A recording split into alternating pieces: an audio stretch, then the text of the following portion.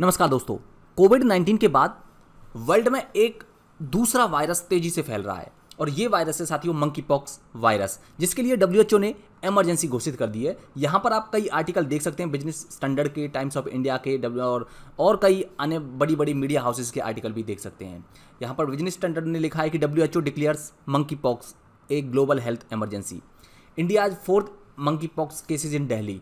India का जो चौथा मामला भी इंडिया में सामने आ गया है। पहले जो 3 मामले थे साथियों वो केरल में सामने आए थे और इसका सबसे बड़ा कंसर्न ये है देश के लिए, क्योंकि जो केरल में जो मामले सामने आए थे साथी वो उनकी इंटरनेशनल ट्रैवल हिस्ट्री थी। वो लोग बाहर से यात्रा करके आए थे और बाहर से वायरस लेकर के आए थे। लेकिन जो दिल्ली में जो मामला आया है इसके लिए एक सबसे बड़ी कंसर्निंग इसके लिए ये है कि ये इसकी कोई ट्रैवल हिस्ट्री नहीं है। ये जिस व्यक्ति में पाया गया है इसने कोई ट्रैवल की ही नहीं, कोई इंटरनेशनल ट्रैवल हिस्ट्री है ही नहीं। तो इसका मतलब ये है दोस्तों कि या तो दिल्ली में ही अन्य कई मामले और हैं जिन्होंने इंटरनेशनल ट्रैवल किया है और जिनके संपर्क में यह व्यक्ति आया है।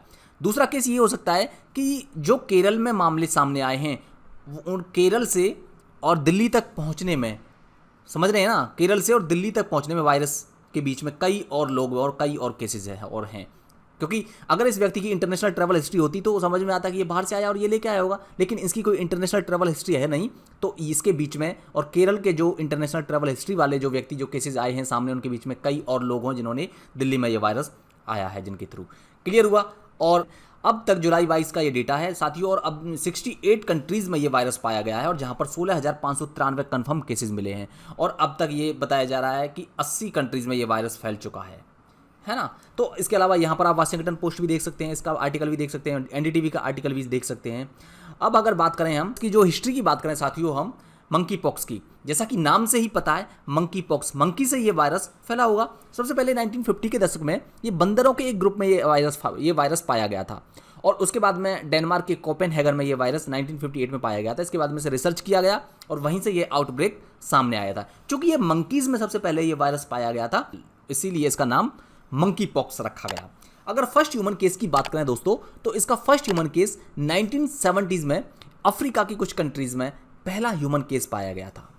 क्लियर हुआ। अगर इसके सिम्टम्स की बात करें, देखो एक जूनोटिक वायरल डिसीज है। जूनोटिक डिसीज ऐसे डिसीज होते हैं साथियों जो जानवर से ह्यूमन बींग में फैलते हैं। क्लियर हुआ। बंदरों से ये मामला, ये जो केसेस हैं मंकी पॉक्स, ये वायरस है बंदरों से ह्यूमन बींग में फैलता है। इसके बीच में ह्यूमन बींग और मंकीज़ के बीच में कोई और अन्य जानवर भी आते हैं, जैसे कि कुछ रोडेंट्स के थ्रू हैं।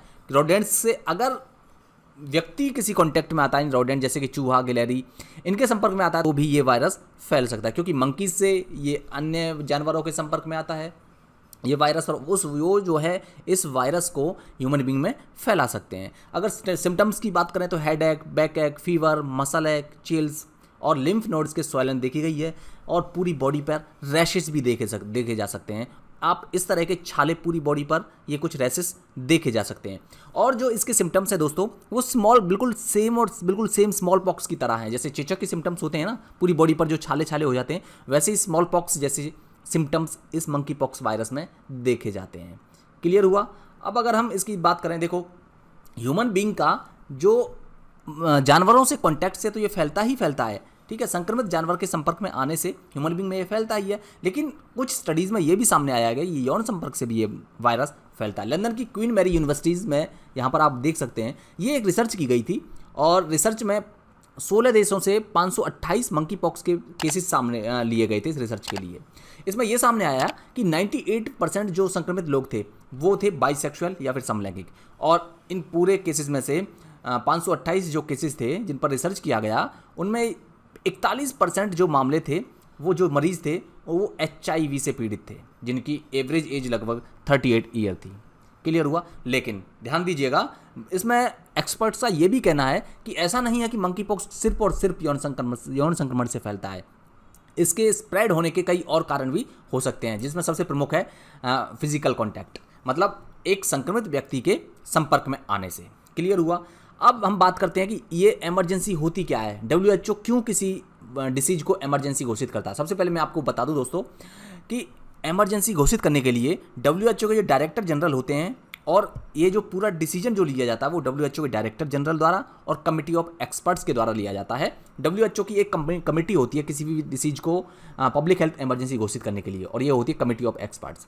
ठीक है, कोई भी जो डिसीज, जो वायरस पब्लिक हेल्थ के लिए रिस्क हो, इंटरनेशनल लेवल पर पब्लिक की हेल्थ के लिए जो सबसे ज़्यादा रिस्क हो, उसको इमरजेंसी घोषित कर दिया जाता है।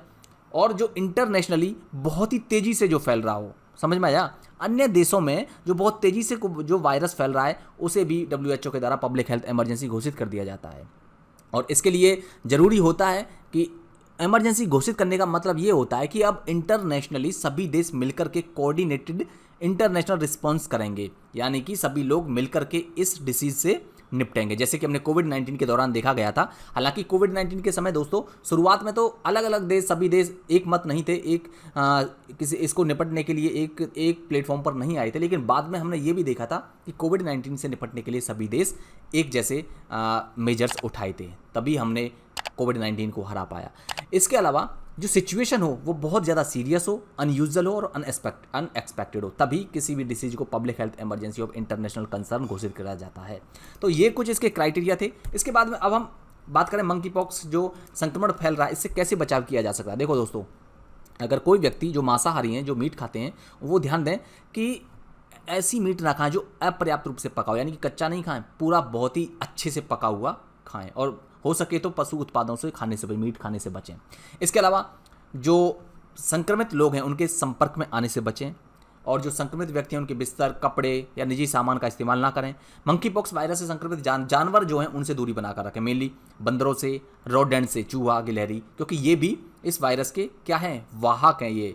ठीक है ना, मंकी पॉक्स बंदरों के संपर्क में आते हैं, ये इनसे वायरस इन रोडेंट्स में पहुंच जाता है, और रोडेंट्स इस वायरस को ह्यूमन बीइंग में पहुंचाते हैं। क्लियर हुआ। इसके अलावा जो देखो, कई देश और कुछ एक्सपर्ट्स कह रहे हैं कि जो चेचक का टीका है, स्मॉल पॉक्स के लिए जो टीका है, उस टीके का उपयोग किया जा सकता है, क्योंकि इसके जो सिम्टम्स हैं वो पूरी तरह से, मतलब बिल्कुल तो नहीं कह सकते 100%, लेकिन 90 to 95% बिल्कुल चेचक की तरह हैं। इसलिए जो चेचक का टीका है उसका प्रयोग वैक्सीनेशन के रूप में किया जा सकता है। और अगर मंकी पॉक्स के लक्षण दिखाई दें, सिम्टम्स दिखाई दें, तो तुरंत डॉक्टर से संपर्क करें। और मध्य और पश्चिमी अफ्रीका से जो कुछ लोग लौट रहे हैं भारत में, उनसे कांटेक्ट में आने से बचें, विदेश यात्रा करने से बचें, साफ सफाई का ध्यान रखें, और मंकी पॉक्स संक्रमण से बचने के लिए मास्क और सैनिटाइजर का भी इस्तेमाल करें। मतलब ये है दोस्तों कि जिस तरह से हमने कोविड-19 से निपटने के लिए हमने बचाव किया था, सेम वैसे ही मेजर्स यहाँ पर हम अपना सकते हैं, तो इस वायरस को भी बहुत जल्द हम निपटा देंगे। क्लियर हुआ। तो ये था दोस्तों आज का डिस्कशन। उम्मीद करता हूँ हमेशा की तरह आपको अच्छा लगा होगा। तो वीडियो को लाइक करें और चैनल को सब्सक्राइब जरूर करें। Thank you so much.